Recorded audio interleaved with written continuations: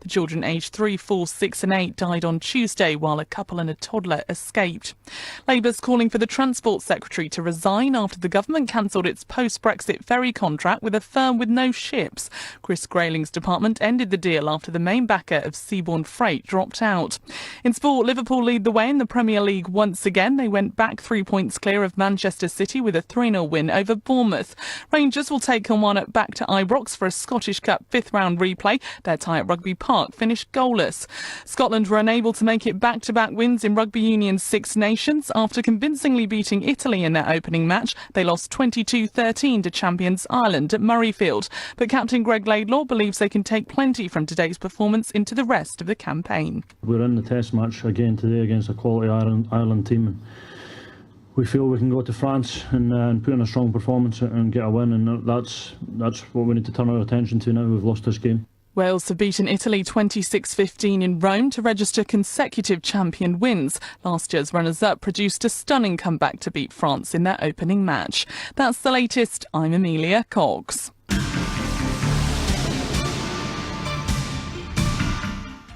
And welcome to LinkFM 96.7 FM, broadcasting across South Yorkshire, Sheffield, and on Inspired FM in Luton and the Bedfordshire area, but also live on Facebook on LinkFM 96.7 FM, where you can tune in and see our studio guests as well.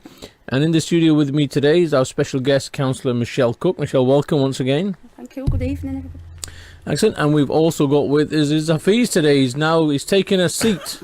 I've taken a seat. Assalamu alaikum. Good evening. Excellent. I have you here. So Hafiz, we want people to call in, keep that interest going. And what are the contact details? Yes, the contact details. I can ring the studio hotline on 0114 261 8181.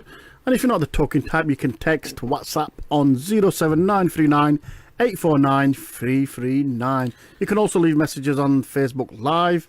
It's active and it's streaming away.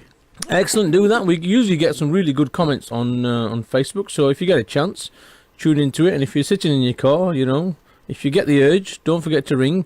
Mohammed, yes, usual callers away on holiday, so we want other people to ring in and give us some kind of chat and discussion about what they think is the latest and what we can pick up in the world. So, the kind of stories we've got today. What we've got today, Hafiz, we're going to be talking about Venezuela, the crisis that's happening there, and potentially another regime change with the Americans getting involved. And we've seen what they do, what happens when a regime change comes about. Contribute to presidents. Absolutely. And we're also going to be talking about Liam Neeson, his interview, that he wanted to go around the streets with a caution in his pocket and kill a black man, any black man. Doesn't matter who he is, because one of his friends were raped apparently by a black person and he wanted to seek revenge. I mean, this is at the core of these topics is really about racism and how people perceive certain communities rather than actually deal with the cause or underlying issues of what's going on. So, we want to have a good chat about these kind of things. And coming to Michelle. Michelle, have you had a good week so far? I have, very good indeed, and finished it off by a lot of the Chinese New Year celebrations. Ah, yes, so how are the New Year celebrations been going? Absolutely fantastic. We do a brilliant job in Sheffield, don't we? We've had the lions dancing outside the town hall this afternoon, various events, various dinners. And any councillors dressed up as lions? Well, wouldn't know, they'd be in disguise. Or dragons. Well, there might be a few in disguise. Well, no, it's good to see the Chinese celebration across the UK. And listen, Happy New Year from Link FM to all the Chinese listeners out there. Happy New Year from Lincoln, absolutely. And, we've got a Chinatown. We've got a Chinatowns in places like Manchester and Newcastle and London. I'm sure I've been to all three of them, by the way.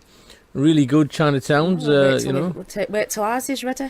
And we absolutely. I mean, the building's up and running. Hopefully soon. I think people are moving in, but there's a significant Chinese investment, regardless of what the political situation is. But there's another crisis which is happening around the world, specifically in South America, where the Venezuelan government is in turmoil. We have two presidents at this moment in time: Nicolas Maduro, who was the previous president, who still claims to be the president because he won an election, albeit by about, I think, 1.6% of the vote. And we've got another guy who claims to be the president, Juan Guaido. He claims to be the president because he thinks that the election was a fraud, the election was a setup. There was widespread corruption, and Maduro is a dictator because he prevented many candidates or so from standing in elections. And since then, we've had many countries around the world, like the United States, have declared that Juan Guaido is the real president of Venezuela and Maduro should be removed. We've got, I'm not saying all of the European Union countries. I know Italy has dissented. Italy is saying that Maduro is the president. We've got Britain now declaring that they're going to be supporting Juan Guaido as well.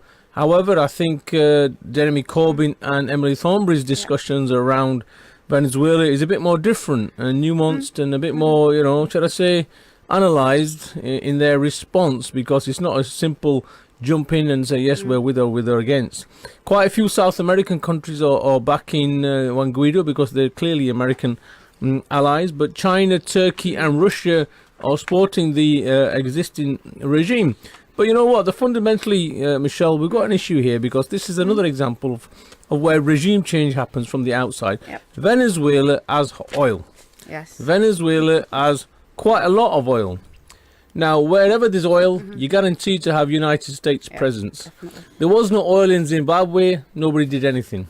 There is no oil in Kashmir, the world does nothing. There's no oil in there for the Palestinians, and the world does nothing. Yet, there seems to be, in this far-flung country, Venezuela, oil and socialism. And America's declared that they're going to overthrow, or are quite happy to overthrow the existing regime by declaring a new person.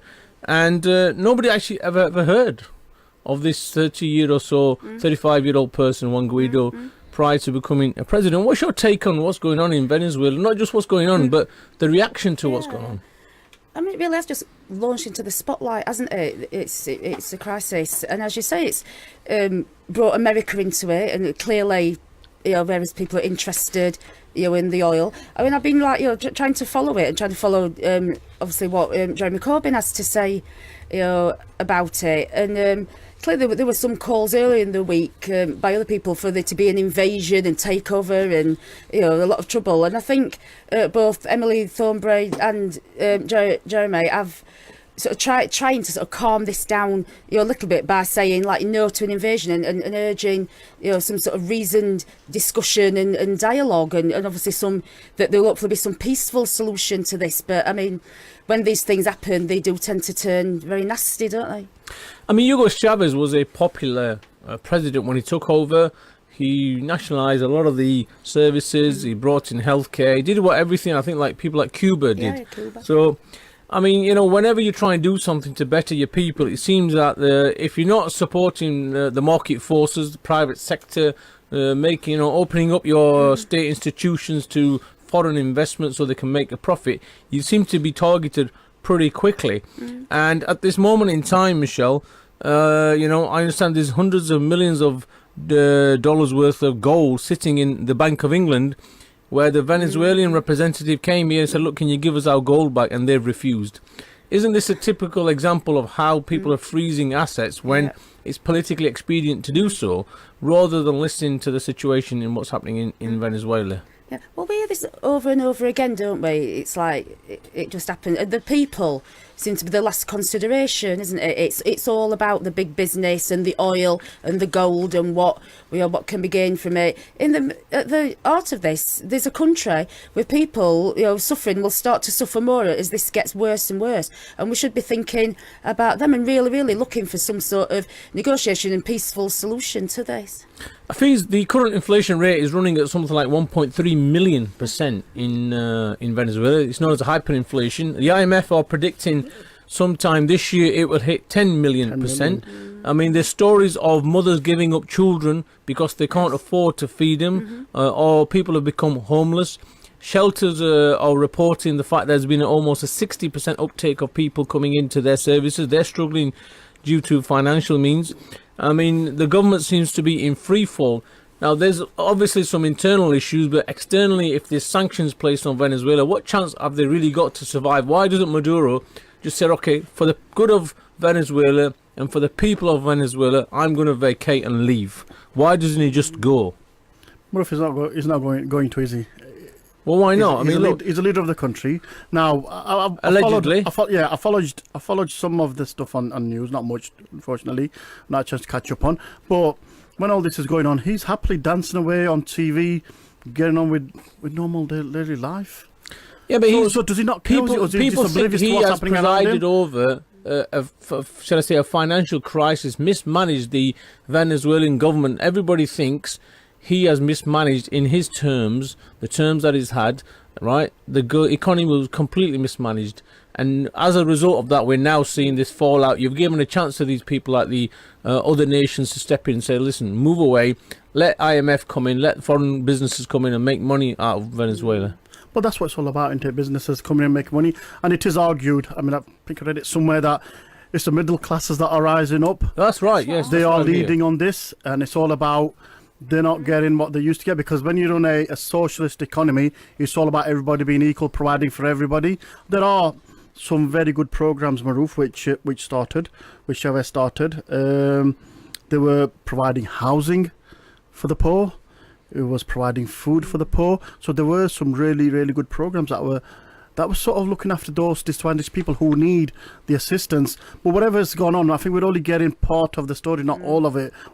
Because it doesn't make sense when there's all this going on around you, and the president's happy to be dancing away on a TV program. Just doesn't make sense. But what they're saying is by the end of 2018, Michelle, every 19 days the prices were doubling in Venezuela. I mean, you can't afford that. I mean, crazy prices for people.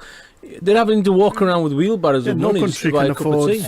No country can afford such. Yeah, it'd be the same in any country, wouldn't it, if that happened? But this, it seems particularly that people are now going to take advantage because they're after the oil, they're after the gold, and there's a class thing, something bubbling underneath all of this, where some people have got some stuff, some people haven't. Some people feel like they've that they're left out, and now I think they're trying to just say, right, we want some money, and this isn't the poor people. I think that it is the middle class. This is a story that's going around. That it's the middle classes that are pushing this. So we don't believe that the average Venezuelan is actually part of the demonstrations that we're seeing in some of these major cities. I mean, this, to be honest, looks a bit like what happened in Turkey. But there will be suffering, won't there? Some, but I think it's been led by the middle classes. That's my take on it from what I've seen, anyway. But don't the middle classes run all revolutions in all countries? I mean, the poor are suffering. They haven't got time to go out and protest. They can't be. They need food.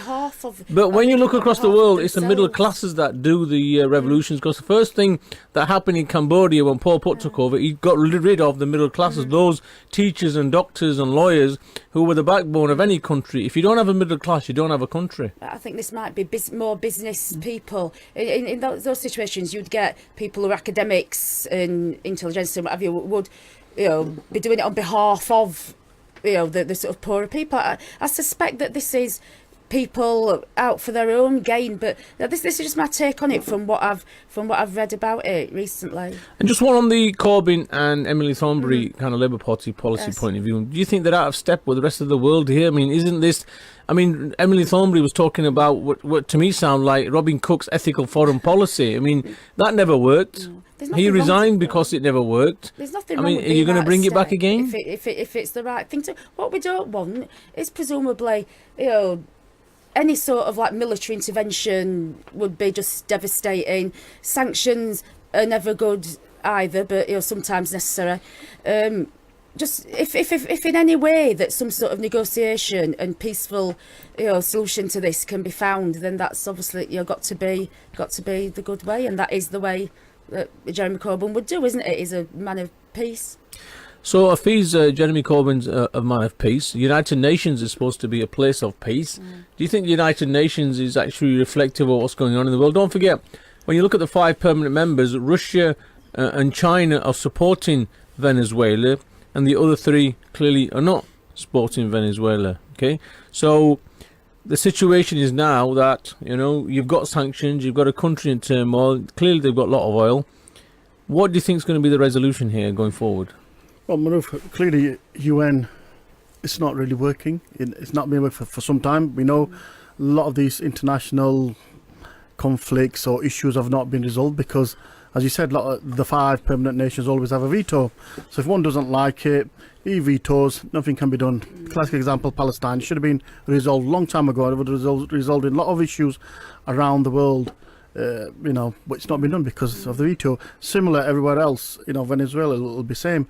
So I think the opposition aren't going to give up until they take the country. And clearly, the current president, he doesn't want to move, and he's got the support of the army. That usually says something because armies are usually sort of independent. They're usually in the interest of the country. So if they're still with the president, so they must believe that he's probably right what he's doing, but maybe he's not coming across right. As for what can be done?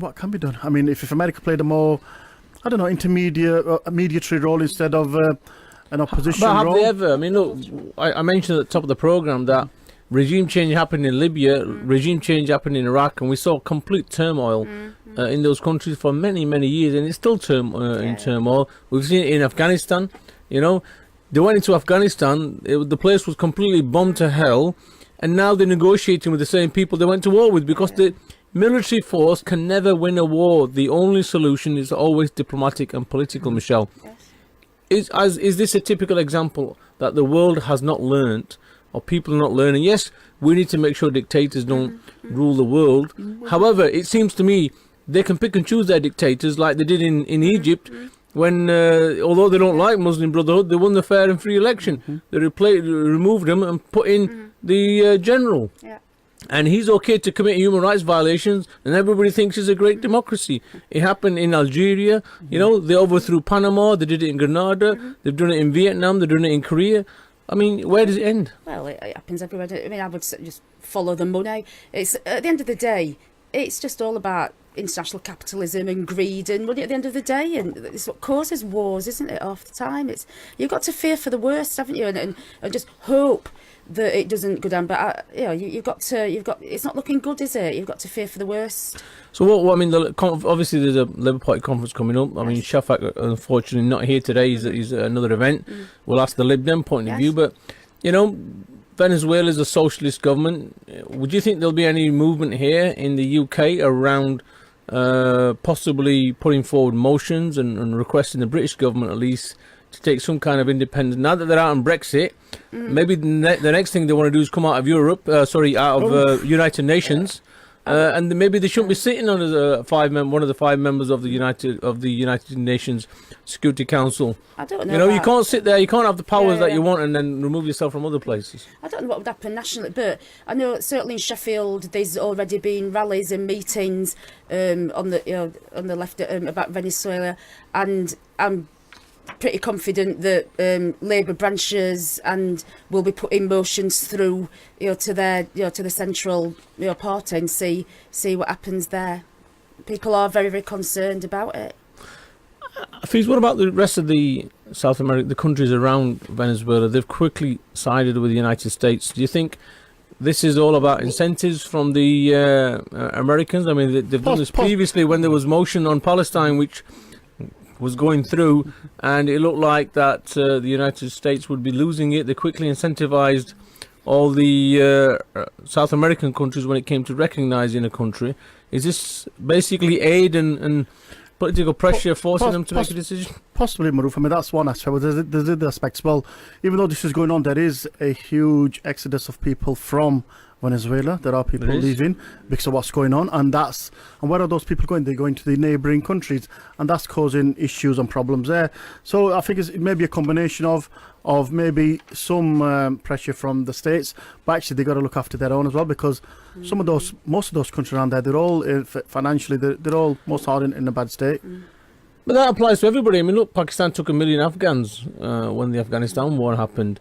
I mean, similarly in the rest of the world, when the Iraq conflict happened, Jordan and the Palestine-Jordan took a huge number. Lebanon took over 1 million of Syrian refugees. It's the nature of the world. You can't be closing down your borders, or should they close down the borders and say, look, it's your problem, keep them in there? They're just going to either starve to death or get killed. What should we actually be pushing for here? Well, what should be pushing for is a peaceful resolution. That's what should be looking at. I mean, the elections only just recently happened, so they should give him time, to resolve some of the issues that have come since his last government. So maybe he had a new mandate, and if he wasn't delivering, then maybe they could have done things differently instead of the way they've gone about in an extremist way, in a sense. But they could have done your petitioning and done your demonstration in a peaceful way, and not doing it the way they're doing it and raising issues. And a country like Venezuela that's got so much going for it, there are different ways they can do it. If it's a socialist sort of based country, and that's what they should be looking at, maybe capitalising on the system they're trying to create and trying to resolve some of the issues that way. What Michelle Guido's team is saying that what we're saying is we want an election. That's it. We want a new election. That's what we're calling for. If, for example, Guido is accepted as a president and Maduro steps down, my understanding is he will call another election to make sure it's a free and fair election. That's going to be happening. Is that the view, do you think, should that be the view of Britain or the Labour Party, that it should be an election we're calling for, or is it a case of no, he won, he should stay in place? I think there are voices calling for an election. Again, all towards the idea of it being a peaceful settlement of this. The last thing that anybody wants is for it to get worse and for there to be more people fleeing, for there to be more violence, more people going out. Some terrible stories, from over there. So, a final push, people will want to do whatever is the peaceful solution to it. If that means an election, then that's what people will call for. There's such differing views on this. What about the aid, though? I mean, they've Maduro's stopped aid from coming in. He's saying it's just an American ploy. It's a political gimmick that we don't need aid. Yet you're sending it. It's all at the border with these containers blocking the road. It's a problem too. Whenever America, particularly this America under Donald Trump, getting involved with anything, you can imagine anybody being nervous. But it's possibly not a good idea to stop aid coming in. I'm not really sure what's going on there, what it is that they fear. I mean, his priority should be the people. Well, it's not a country that needs it, Mahroof. What it needs is those sanctions lifting and their gold and their money given to them so they can buy the stuff themselves. I find that a bit unfair. It is for those countries that need. Yeah, but this is what happens when you've got a country that falls out, for example, with Western states. Let's be clear here. Anybody who's got money invested in America or Europe, immediately their assets are frozen. We've got currently trillions of dollars in Western banks which belong to regimes that are fallen out or no longer in favour with these countries here. And it's almost blackmail. It's blackmail. And let's say, for example, if you want to invest in the stock exchange, you've got a choice. You either invest it in the American stock exchange, the London stock exchange, the Frankfurt, the German stock exchange, and I think there might be one. I think there's a Singapore stock exchange, but in all intents and purposes, you want to make money, you've got to invest in the kind of the NATO bloc, the European bloc, or the American bloc, and otherwise your money is going to be frozen. Seems that way, doesn't it? It seems to me that once you control the financial purse strings, you can control everything. I mean, Donald Trump clearly has made his announcement. He wants to move quick. He wants Maduro out of government pretty quick. But where is Donald Trump, should I say, mantra that we're no longer going to get involved in foreign countries' wars? Is it applying here, or is he basically flying by the seat of his pants and making it up as he's going along? I'm sure he does make it up as he goes along. This is why it's so difficult to follow, because he's a person who can tweet his change of mind every 5 minutes, can't he? We'll get a new tweet soon. That's probably a completely different idea. It's very, very difficult. I mean, this probably goes to place to Donald Trump's base here about the wall. Venezuela's out of control. People are leaving. This caravan is coming up to America via Mexico. But obviously Mexico and Bolivia are involved in some kind of peace deal because they haven't signed over to say that Juan Guaido is going to be the president. Afiz, just one last thing there. You were talking about a solution. The Mexico and Bolivian solution, do you think they've got a chance of reconciling these issues? Well, it's possible. Anything's possible. I mean, all they need to do is sit around that table and resolve these issues. Because there is a lot, like I said earlier on with Mahroof, there is a lot of pressure on those surrounding countries as well, whether it's pressure from the US, whether it's pressure from those people leaving Venezuela to go to their borders, or putting pressure on their resources, on their time, and their military, and their police. And Bolivia already got police outside their hospitals near the borders. So there is a lot happening. So, hopefully they might resolve this issue sooner than... Well, it needs to be resolved sooner anyway. It's not in anyone's interest for this to continue. And the opposition leader should be a bit more sensible as well, not just... Well, thanks for that. Stay tuned. We're going to move on to Liam Neeson's story after the break, where, it seems that some black people are still not classed as human. Your very own community radio station. LinkFM. रोते हुए आते हैं सब हंसता हुआ जो जाएगा आज आप हंस रहे हो, क्या बात है? तू ते हर खबर रखनी है। मिस्टर कॉम्पनसेटर ना नाते सुनिया उसे। जी हाँ, वो टैक्सी एक्सीडेंट क्लेम वाले। अब समझिए, बड़े बड़े रेफरल और नई नई गाड़ी। टैक्सी चाहिए? मिस्टर कॉम्पनसेटर के पास चले जाओ 0114-386-3386 और visit the gold taxi on Abbeydale road, Sheffield. Easter की छुट्टियों में अल मदीना ट्रैवल की शानदार पेशकश। अब आप पाकिस्तान में रहने वाले अपने प्यारों के साथ इकट्ठे उम्रा की सआदत हासिल कर सकते हैं। मक्का और मदीना में 5 स्टार होटल में क़याम, घर से लेके घर वापसी तक के मुकम्मल इंतजामात, वीज़ा, ट्रांसपोर्ट, होटल और मुक़द्दस मकामात की ज़ियारत सिर्फ 1100 पाउंड में। मज़ीद मालूमात के लिए Al Madina travels, 90 Abbeydale road, Sheffield. Telephone 0142559090. The famous Imran's Diner from Wicker, now open on London Road, Sheffield. Serving finger-licking chicken, peri-peri grilled burgers, kids' meals and pizzas. Try our new recipe menu items of lasagna, chicken strips and rice, chicken noodles, gourmet burgers and much, much more. Eat in or take out with separate seating for families. Call to place your order on 0114 258 9000, or you can order online at imransheffield.co.uk and get 20% off your order over £20. Once you've had Imran's, nothing else tastes the same. Home Design HQ in Sheffield is the #1 place for ideas when it comes to a new kitchen, bedroom and bathroom, whether you're moving home or refurbishing your current property.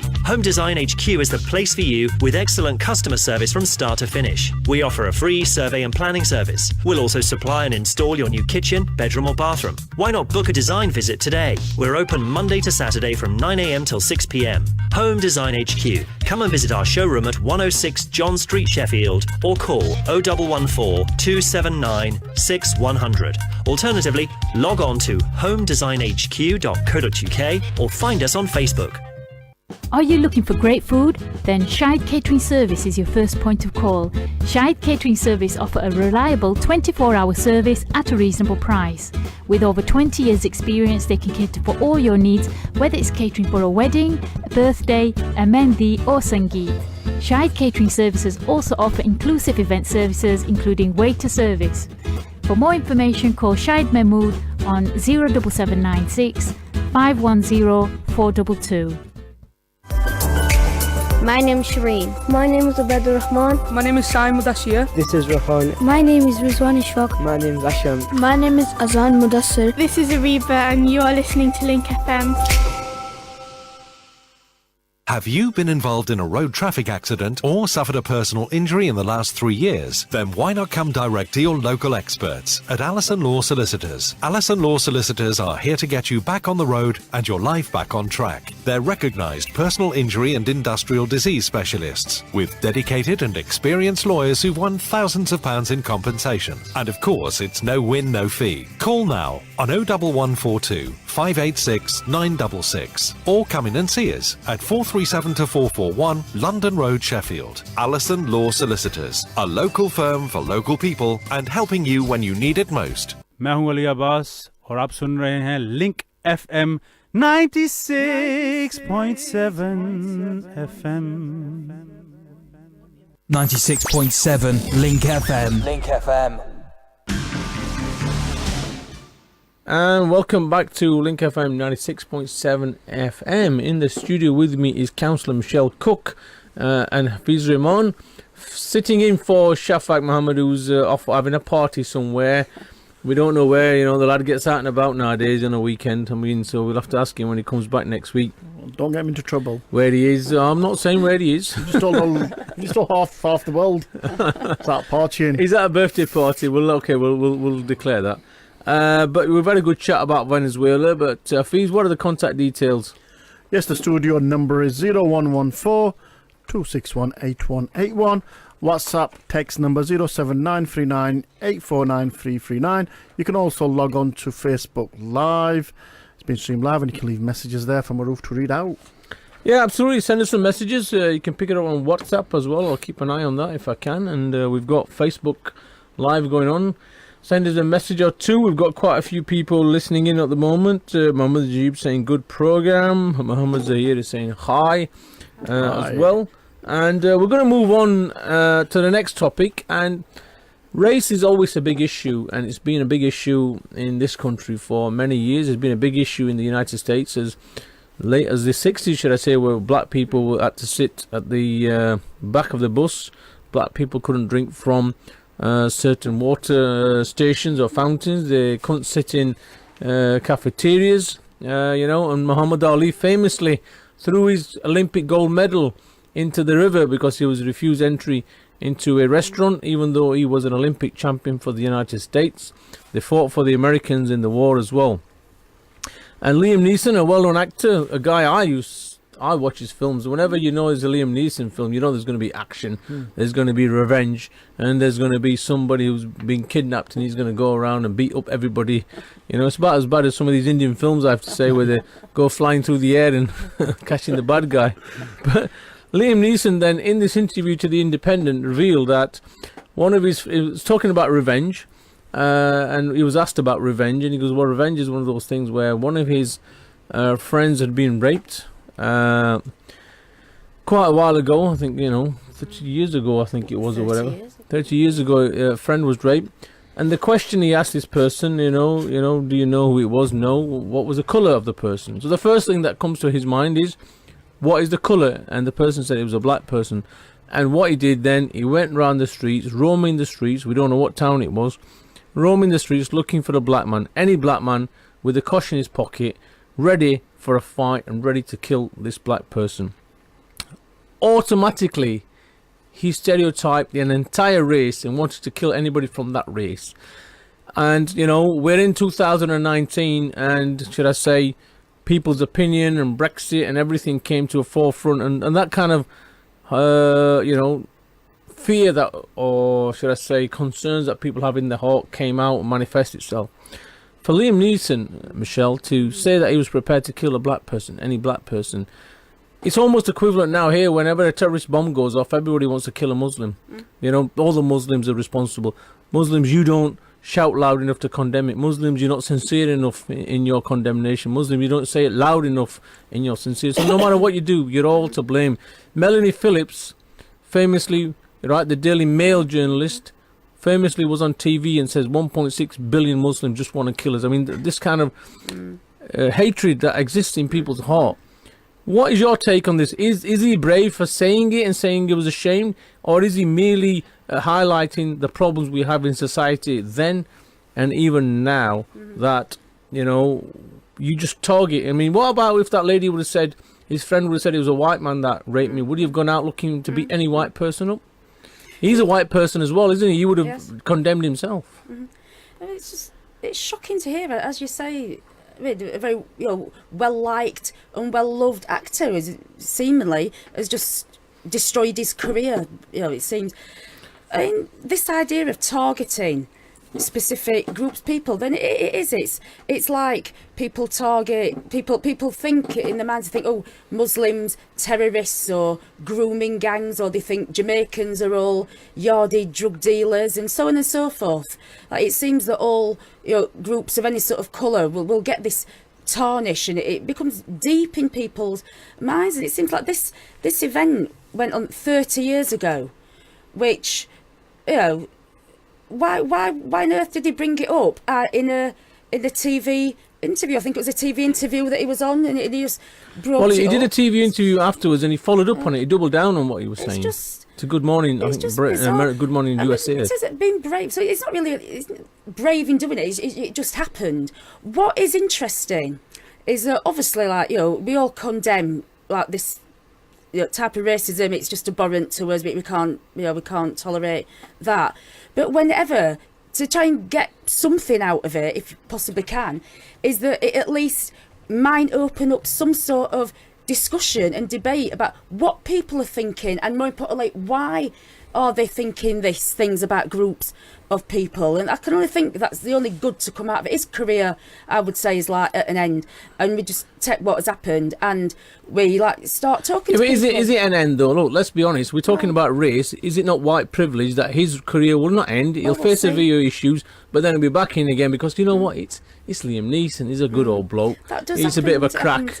You know, if he was a black actor saying things, do you think it would be the same? Do you think? No, it wouldn't be the same. You know, that career would go. I mean, we saw this about Raheem Sterling's article about when they reported a story of two Manchester City footballers. One was a black footballer who bought a £2.5 million house for his for himself. The story written about him was absolute negative, right? But the story about the white kid who bought his a house for his mum, oh, lovely lad, you know, looking after his mum. We're seeing this kind of reporting. But times are changing. If you think about it, what happened the other year with, I forget his name, the film director who would... Harvey Weinstein. Yeah, Weinstein, well, if that had happened like a few years ago, no, people have said, oh, well, you know, it doesn't matter. But moods are changing and people's thoughts change. And that built up that big movement, the Me Too movement, and everybody getting behind it. So it's hard to say. It's like, so the Black Lives Matter movement, I mean, look, it was set up. People were saying it was just a full of you know, what should I say, the racism industry out there. But actually, you know, it clearly shows that it did matter, and it still does matter. Yeah. Well, obviously, there's a lot of work still to be done, obviously, and it remains to be seen. I mean, I personally, like, you won't ever be able to watch any of his films or anything in the same light. I'm sure. 30 years ago, Michelle, I mean, look, 30 years ago. You know, people did a lot of stupid things. I mean, the context in what she was talking about was it brought up in Northern Ireland. There was a lot of troubles. That violence was the norm, hatred was the norm. And look, there is a lot of racism in Northern Ireland, because if you've not been seeing the news where the Catholics hate the Protestants and the Protestants hate the Catholics, and black people in between are really caught between both sides. I just don't. I mean, I've read that he said, "Oh, it's because I was." And how many black people were there in Northern Ireland 30 years ago? I never asked that question. But not so many. I only know of one person, one Irish person who was black. But yeah, I don't know. It comes across as a bit of an excuse to me. But so that's just my take on it. It remains to be seen what other people, you know, think, and see if he's got anything else to say, you know, for himself. And I mean, he brought it on himself by, you know, obviously having these thoughts 30 years ago and then talking about it 30 years later. He must have known when he said it that people would be shocked by it. And if he didn't think people were shocked by it, then you'd have to be thinking what is going through his mind. Did he think it was okay to do that? And he's just apologised now because everybody's said it's wrong? We just don't know. I mean, you know, as race relations improved, I mean, we had the Race Relations Act here in the UK. I mean, have race relations improved in the USA? But actually, hate crime figures are telling us that hate crime is probably at some of its highest levels. We're seeing attacks taking place. We've seen black kids being stabbed and killed in London at an alarming rate. But if there were white kids that were being stabbed and killed, don't you think a lot more would have been done to solve this problem? In America, you see shootings. You know, more people die from shootings than ever died from terrorist attacks. But there seems to be black on black crime, so everything seems to be fine. No one's taking any notice. It's only becomes a problem when it affects the white communities. Is that right? Well, that's a perception. The figures bore that out. And the figures, the figures show that too. But society does need to change, and it is changing. But unfortunately, it's taking too long.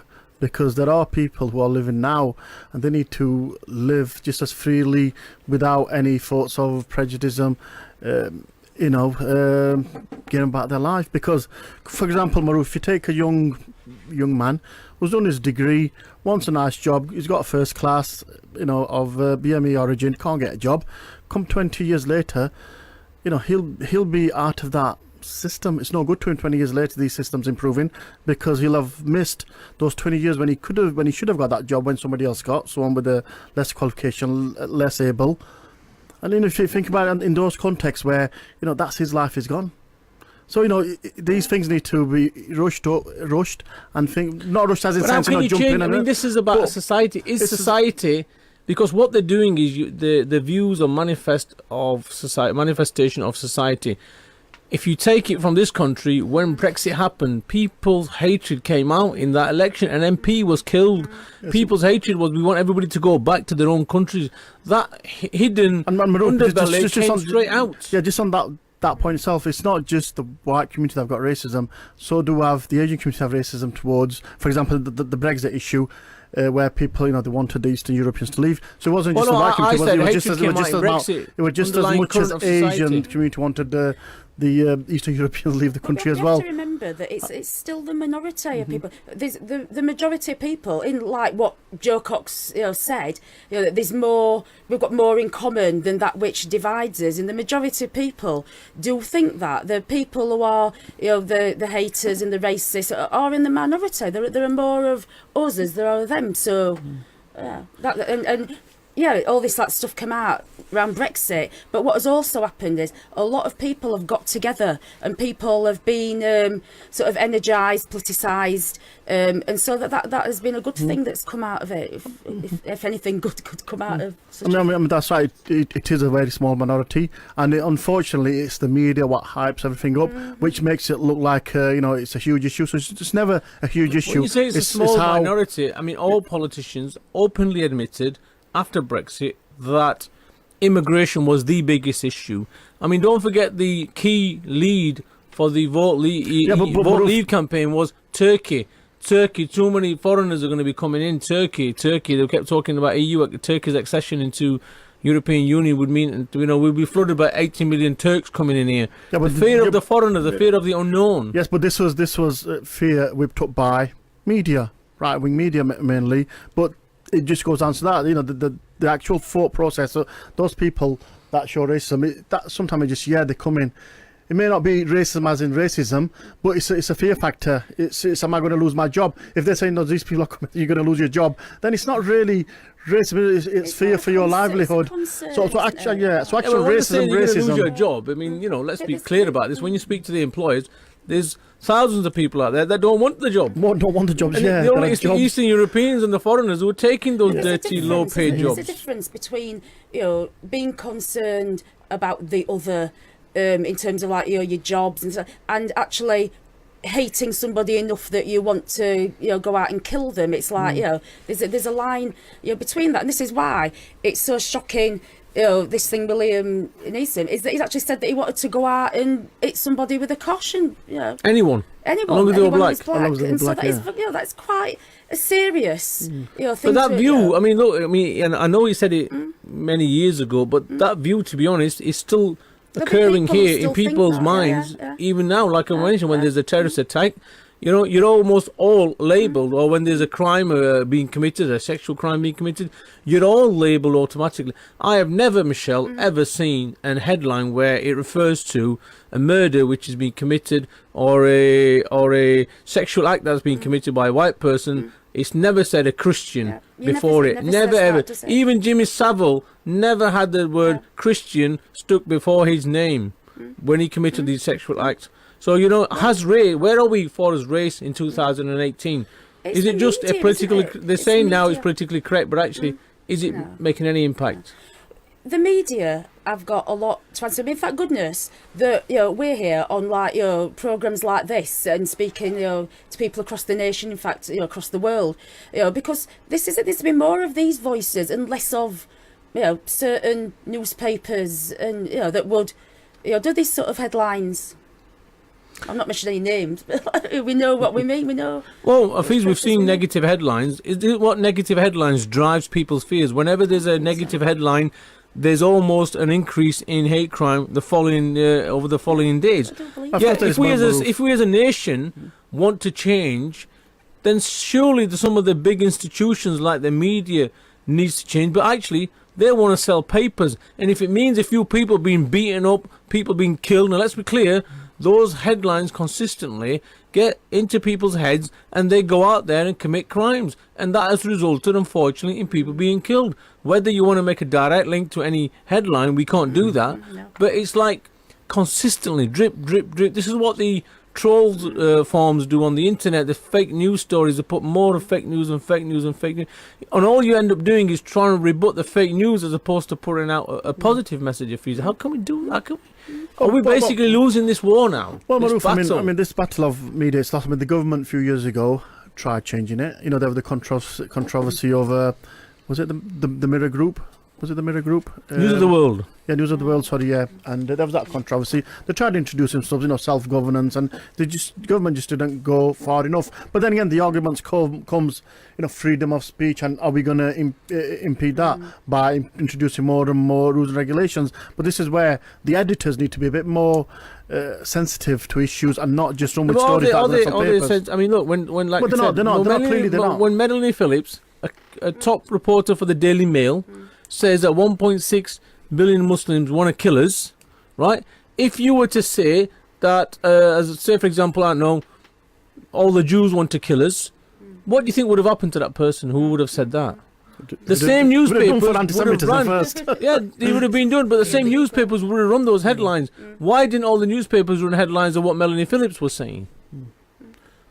It doesn't sell papers, does it? No. Yeah. You do wonder. I wonder me sometimes who buys these papers. But something of us then it needs to come from the grassroots, doesn't it? And particularly with young people. It's like if you look at young people, and particularly in Sheffield, people are in. You know, it's very diverse communities. People have like friends, not like when I were, you know, young, where the entire area where I lived was completely white. You know, there was nobody. That's not the Sheffield that we live in, and is in all the different parts of the country.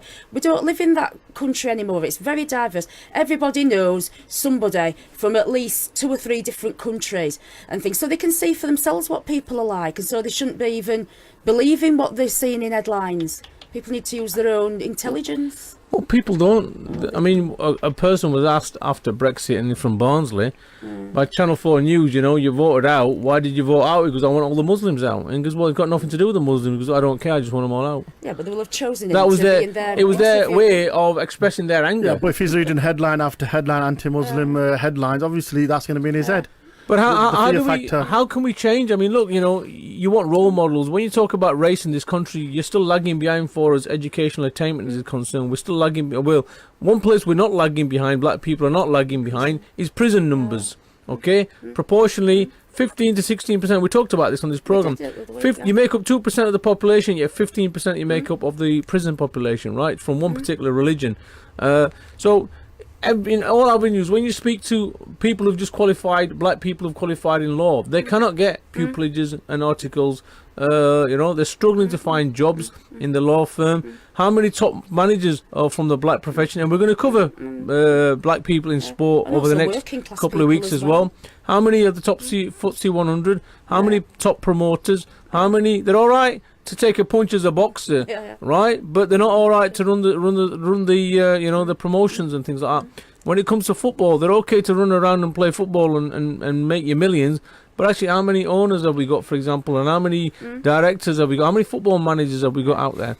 Clearly, race isn't getting anywhere at this moment in time. It's clearly, like, obviously, a job to be done. We've been trying for decades. But one comforting thought is, you know, if so many people, if the majority of people were racist and it was really, really bad, then we'd have BNP councillors and in government. We haven't, have we? You know, the people. We did. UKIP had the biggest take. I mean, in the European elections, they won more seats than anybody. But they're not in government, are they? If it was, you know, if we look at other countries in Europe where they've got far right leaders, you know, Italy and, you know, other countries, you know, it's actually happened there, hasn't it, where they've actually taken power.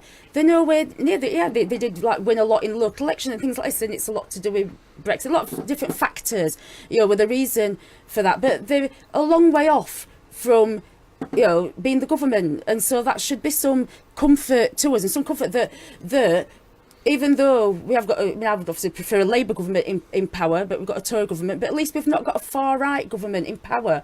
And so there is scope for us to carry on working hard to address these inequalities that are in the professions and all the different inequalities that we identify. And it's up to people to keep pushing and keep fighting, keep pushing people like me and keep pushing people in politics to do something about it. Fees, Michelle just mentioned there, at least we've got a Conservative government, not a far-right government. However, sometimes you wonder with some of the policies. I mean, look at the Windrush scandal. Just as recent, a charter plane ready to go to Jamaica, sending people back. I distinctly remembered that this Home Secretary was going to pay personal attention to make sure that those people that were deported were brought back, and those people that haven't got the paperwork, it would be expedited. Yeah, my understanding was on that plane, people who were ready to be deported were British soldiers, former British soldiers who fought for this country. Yeah, and one girl, my understanding was very young. I think her mother died, and she went into foster care. She didn't have the right papers, ready to be deported. What kind of compassion is that? And is that not what we're saying here? They're deporting them on charter planes to Jamaica, but I've not seen no charter planes going to Australia or to anywhere else, or to New Zealand, or to Canada, or to America. No, as Councillor Cook said, it's disgraceful how that issue was handled, because these people have been in this country a very long time. Like you said, Mahroof, they've contributed in different ways. And what bigger way to contribute to a society is by joining the armed forces. What that means? That means you're putting your life in line for the way this country lives, governs. That's what you're saying. Someone who's willing to give their life up, and then you treat them like that. How disrespectful and how disgraceful is that? But is it a disrespect, or is it other underlying issues? Is what I'm getting at here. Because they were from Jamaica, they're treated differently than if they were from a white European or a white colony, like Australia, Canada, New Zealand, America, where you need visas apart from European countries. Well, that's what we see. That's what we see, and it's the way, like you said, Mahroof, at the beginning of this discussion. Is it changing, and why is it not changing? And I said, look, these things need to change sooner than later, because it's not right on those who are affected now. Because 10, 15 years later, it's gone. The mental health issue, which we might be talking about later on. Yes, we'll talk about mental health. Can you imagine how much what pressure that's putting on those youngsters who can't get those jobs because they've got the qualifications, and how they feel, and then they do go about whether they lead into criminality, and they end up in prison cells, and that's why the population.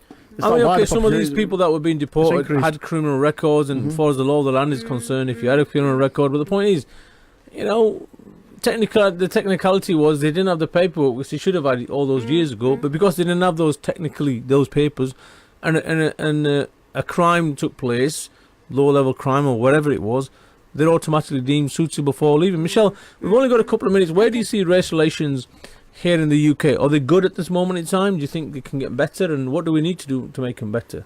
It can definitely get better, can't it? I think the Brexit has opened up a Pandora's box of issues. I think I'm not going to say that it's going to get worse before it gets better, but there's certainly a lot of work to be done. Just when you think that you're getting over a hill and that you've achieved something, then you read some more statistics which show you that nothing much has changed. It's a bit disheartening, but we just have to keep at it.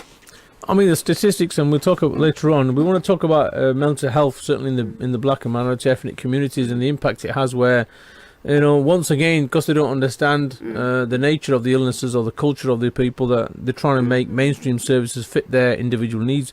Similarly, in community fees, you're out and about, you drive around, you get people customers talking to you. What kind of discussions or any race issue that comes up, or do you just ignore it and move on and try and put a positive spin on things? What? From my working life, which is a taxi driver, over the years it has changed. To be honest, if I was to give a fair, honest view, it's not there anymore. I've not had a race incident for a number of years now. But what you do get is disputes over fares, and it does lead to arguments. And then when the anger comes in, then you do get and then you do get racism coming out as well. It does happen. Yeah, there's good and bad in everybody. Yeah. We understand that. But when you make it into a black-white thing, when you make it into a religious thing, that is unacceptable. Yeah, if you can argue about the fare, but I can tell you, take it up going back to the second Gulf War, I was threatened to have my throat slashed because I'm a Muslim.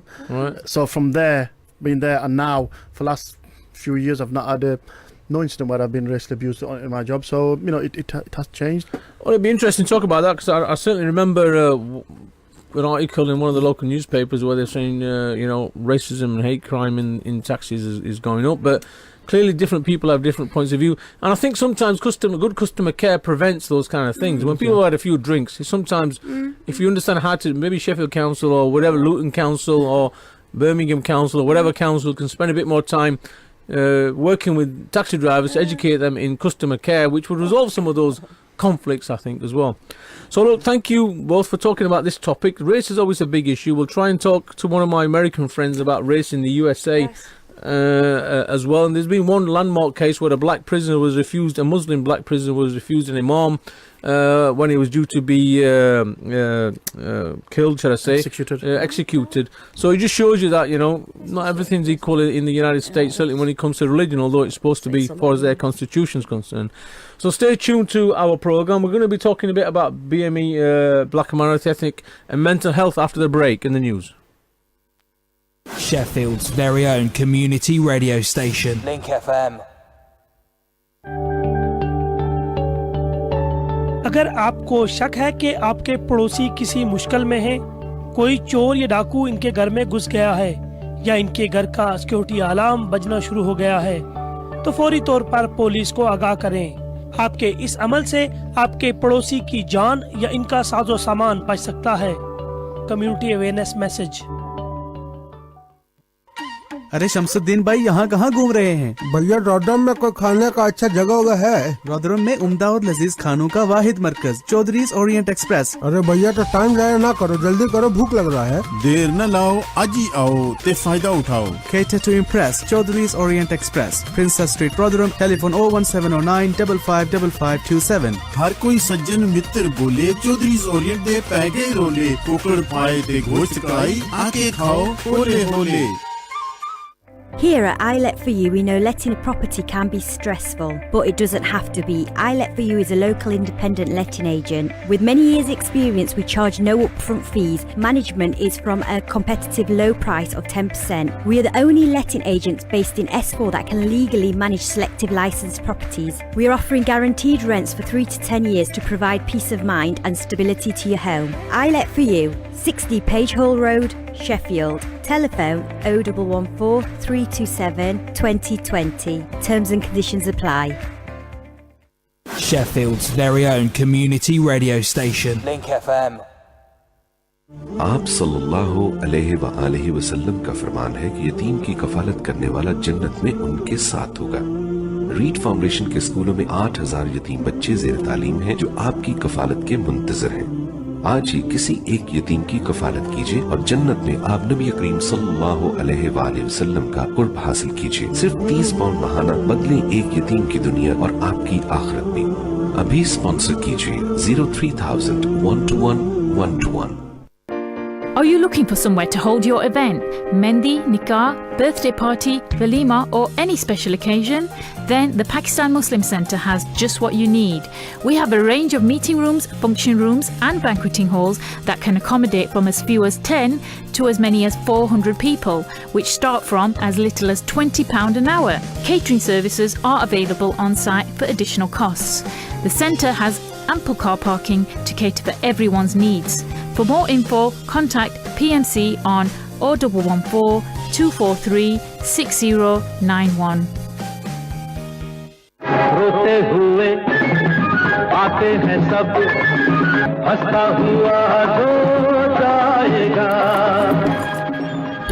आज आप हंस रहे हो, क्या बात है? तू ते हर खबर रखनी है। मिस्टर कॉम्पनसेटर ना नाते सुनिया उसे। जी हाँ, वो टैक्सी एक्सीडेंट क्लेम वाले। अब समझिए, बड़े बड़े रेफरल और नई नई गाड़ी। टैक्सी चाहिए? मिस्टर कंपनसेटर के पास चले जाओ 0114 386 3386 और visit the gold taxi on Abbeydale road, Sheffield. Hello everybody, this is Dave. I'm with you every Saturday from 5 o'clock to 8 o'clock with lots of tracks and bhangra. Punjab di Awaaz. Make sure you don't miss out. I'll see you every Saturday at 6 p.m. News, health, sport, educational programmes and much more. Only on Link FM.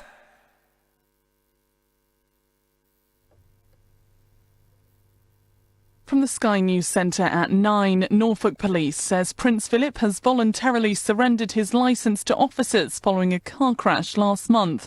2 women were injured in the collision near to the Sandringham estate. Royal commentator Alistair Bruce says it will have been a difficult decision to give up driving, but he thinks he'll cope.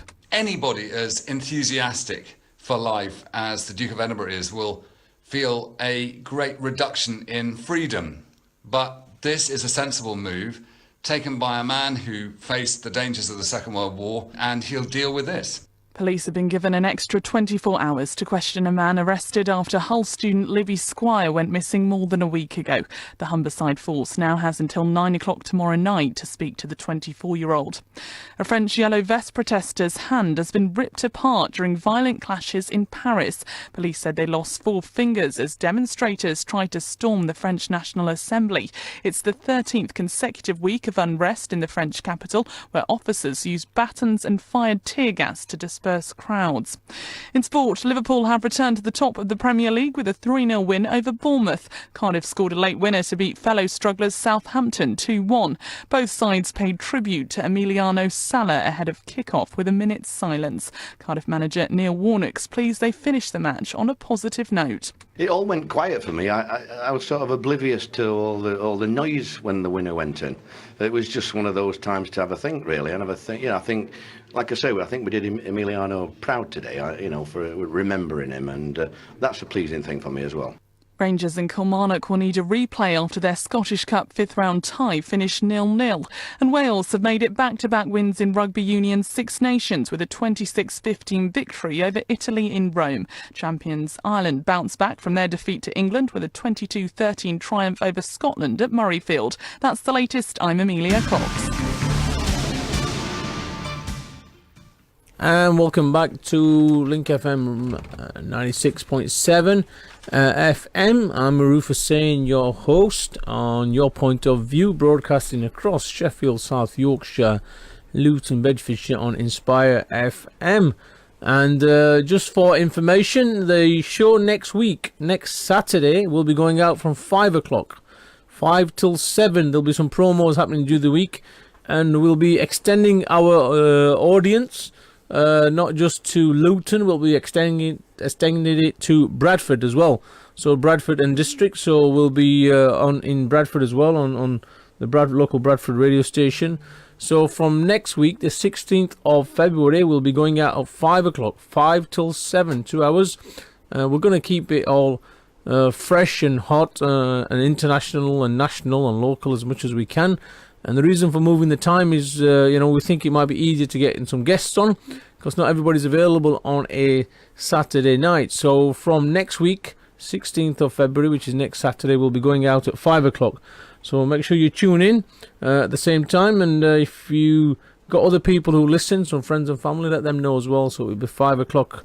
Before we go on to the mental health topic we're going to discuss, Michelle, just tell us about this convoy or this aid convoy that's gone to Calais with some local people here to provide much needed help and assistance to some people.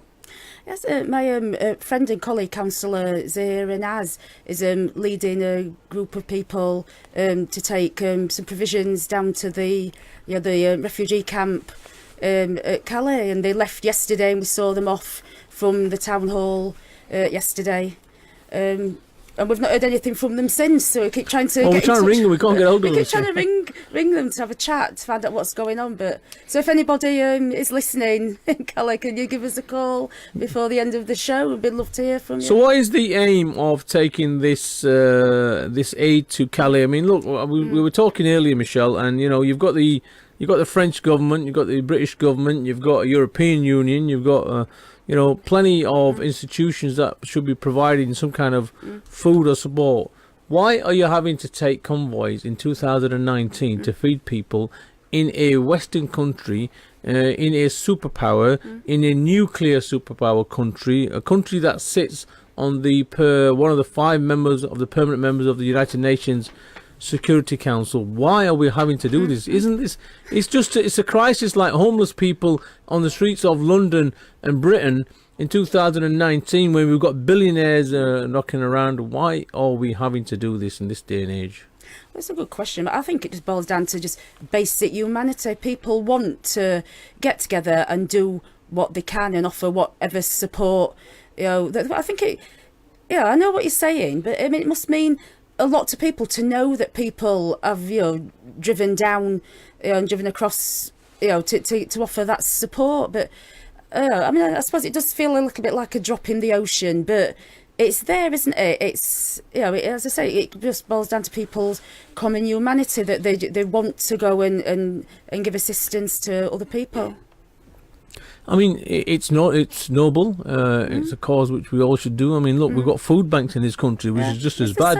A lot of people are relying on food banks, and we were talking about Venezuela earlier on. Mothers having to give up children because they can't afford to feed them. But it's a sad indictment on society that, at one stage, it's like places in London. On one side of the street, the houses are worth millions. On the other side, the council houses, which are people struggling to pay the bills and feed the children. How can we live in a society which is so unequal? We live in such times of just great inequality and lack of basic social justice, both here in our own country and in other parts of the world, where, as you say, we are very, very wealthy countries. It just seems that we just cannot get our act together to just share and just show just common humanity to people. It is shocking. It is shocking, really, that that nothing is done at that higher level. So when are they due back? Do we know? Or I don't know. Basically, no communication, incommunicado. Incommunicado. Since we waved them off, I don't know. We don't know where they are. But I have seen they on might Facebook have broken down on the M1 somewhere and waiting for a I have pickup. seen on Facebook they have arrived on a well, but I've not had any reports back personally. But I say, if anybody's listening and knows a bit more, do get in touch.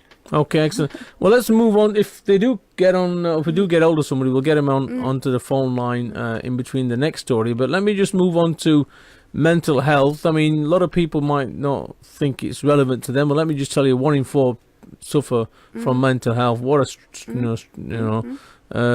target, what a figure that is in relation to how many people are suffering from mental health, Michelle. I mean, it's also been identified that children as young as 12 are having to wait more than 2 weeks to get treatment, i.e. a hospital bed. And, it's sad, and I know for a fact that a lot of people are having to take their children to hospitals which are miles away from different locations. But acutely, we're also wanting to mention the fact that a lot of BME communities suffer from mental health, and all mental health institutions and NHS trusts geared and able and capable, and do they have the skills to take care of some of these problems that people have? And we've seen police deaths occur where people have gone out to arrest someone who's suffering from mental health, but actually they don't actually give them that medical assessment that they need, and they've ended up dying because they've either been restrained or they've not actually listened to them when they've been saying, I need some help and assistance, and they just don't get involved. I mean, I went to an event last year, and in there people were saying we need culturally appropriate services. For crying out loud, it's 2018. Yes. Why are we asking for culturally appropriate services now? Shouldn't the mental health units and teams and staff actually understand what's going on? Yeah, I quite agree. I mean, the studies that were done back in the early 2000s, 2003, studies were done, to show that people from ethnic minority groups were, far more likely to rather be overdiagnosed or misdiagnosed, more likely to just not have a good outcome from the treatment, if they were to be able to access it. I mean, one of the things identified was a big language problem. I mean, it's very, very difficult in the first instance to try and deal with somebody. I have to explain that I've sort of got a background in sort of mental health care and in advocacy for people accessing mental health services, particularly children and younger people. And it's long been a problem within the ethnic groups. There's a language problem, a lack of training for professionals in exactly how to understand. I mean, lack of training would imply a lack of cultural awareness as well. Cultural awareness, and do they have diverse workforces? Have they got senior management who are from different backgrounds? I mean, this isn't about positive action, should I say, or positive discrimination. This is about having people who can actually fulfil the needs and of the community. Well, it's part of the way that we talk about, how we talked about with the other professions. And if people aren't able to access, obviously it takes years to train, to in the various professionals, from nursing right up to, being, psychiatrists, it takes several years, don't they? So you've got to look at sort of young people from BME backgrounds actually entering universities and entering into those professions in the first place in order to have a more diverse workforce. I've not got the stats on what the actual percentage is at the moment, but what I do know that in my work that I've done with families, it's been very, very hard because it's a cultural difference, and the service is aimed at one particular culture. And people, as we know, come from a variety of diverse backgrounds in different cultures, where the different family dynamics and things like this are different.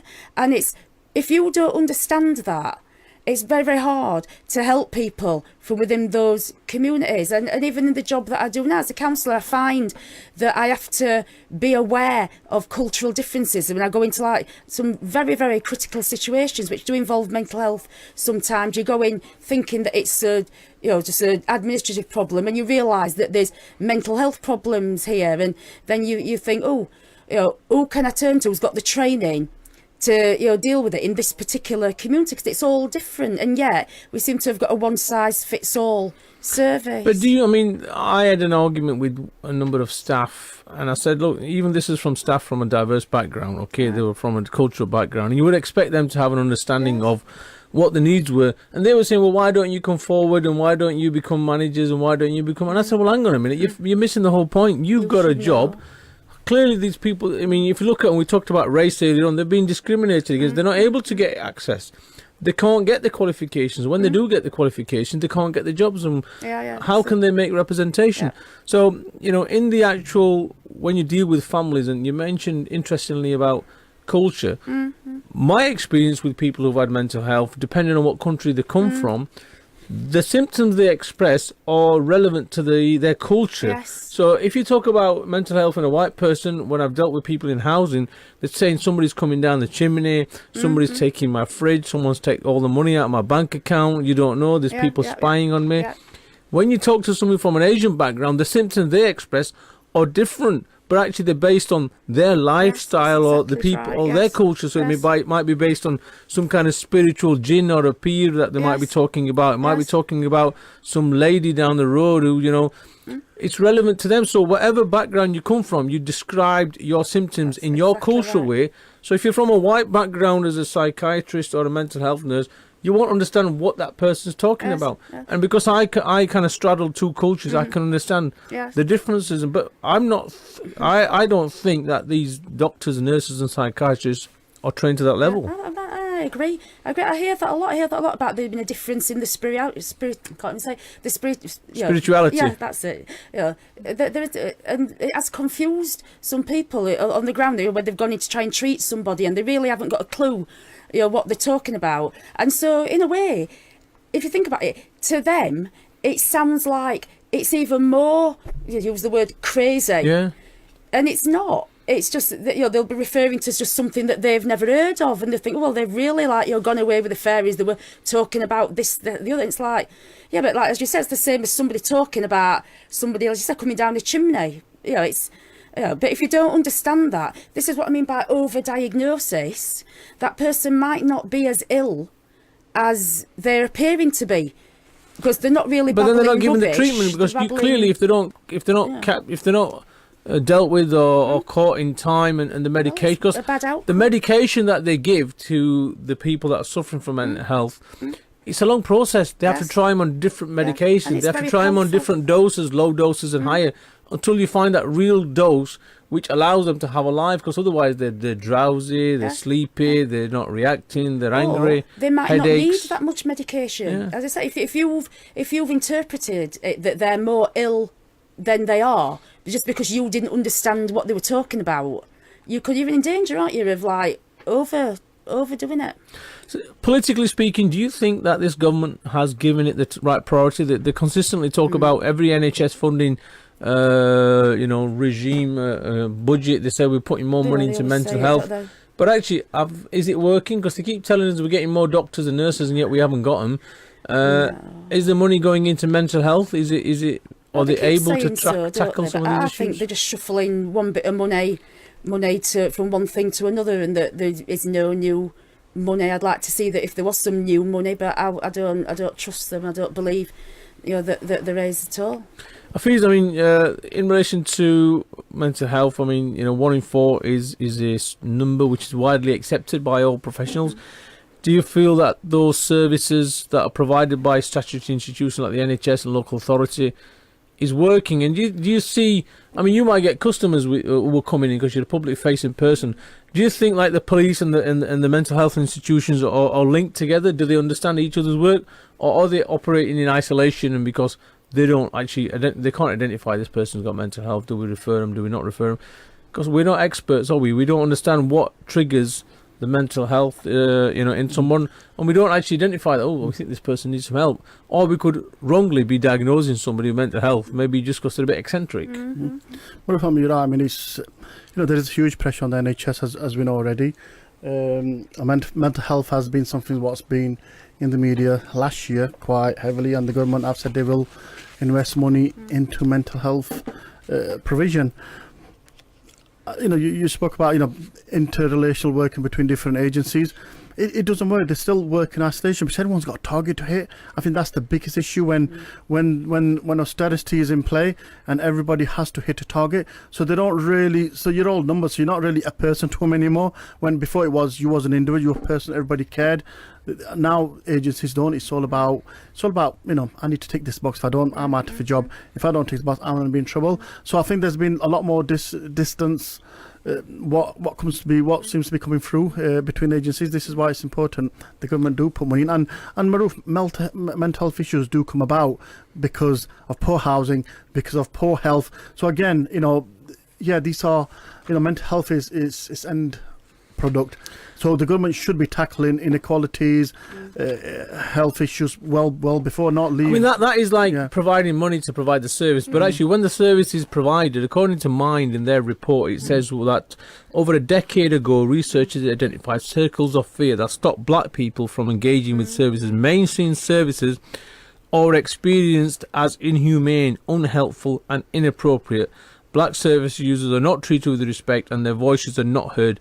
Services are not accessible, welcoming, relevant or well integrated with the community. And black people come to services too late when they are already in crisis, reinforcing the circle of fear. That's a terrible indictment of what we think services are sometimes happen. Now the issue is, has it improved over time, since this report? Do we feel that there's enough knowledge and education in these communities to actually get help, or is mental health, should I say, a service which is accessible to people who only know, or families that know, tends to be middle class white families, but actually some of the Asian communities, black communities don't actually know that there is a service and should we go and get it, but when they seem to get it, they're not given the right support at the right time. Well, it seems to me it's a second-class service anyway. Again, probably due to, like I said, the targets. It's a very hard thing to measure, isn't it? For example, if you broke your leg, then it's healed up, put a pot on it, and it's healed. That's a box ticked.